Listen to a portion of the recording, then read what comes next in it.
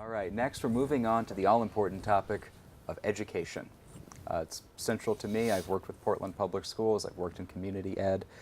Oregon currently ranks, depending on which source you're reading, 48th, or I just read today in Willamette Week, 47th, but still 48th or 47th out of 52 states and colonies for high school graduation rate. How do you plan to address this and other issues facing K-12 public education? 3 minutes. First thing I would do is fund schools first.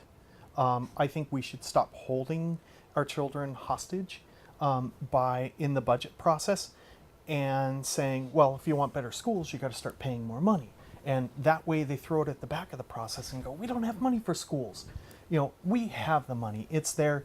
Kids, our future, should be focused on first. And we should fund schools in the budgeting process. That's number one. Number two, I fell through the cracks. I didn't graduate from high school. I took the GED. And the thing is I stayed with school.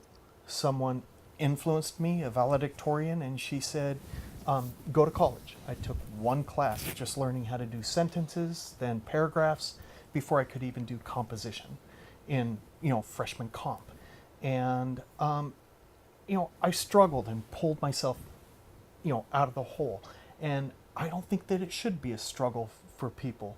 I think that we can look to the two-party system and we can say, well, we're 47th. What's going on there? Well, the Democrats say it's the Republicans, and the Republicans say, well, look at the Democrats. And the thing is the unions, the teachers' unions, are throwing money at the Democrats, and we're 47th.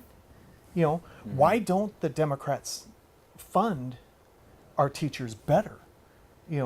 I want to focus on running throughout the state through bringing stronger unions.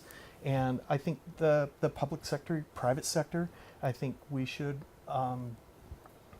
improve the lives of working people. But the first place we need to do that is where we're going to have social mobility is through our kids and getting our kids to a higher level, getting them to college, keeping them in college. That's why I've stayed in college for a very long time, so that my daughter would see.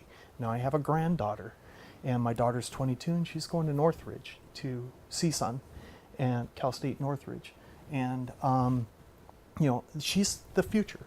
And then my granddaughter is the future. So I'm looking at the college savings plan for Oregon and thinking, hey, I could get my granddaughter up here when she, in another 18 years.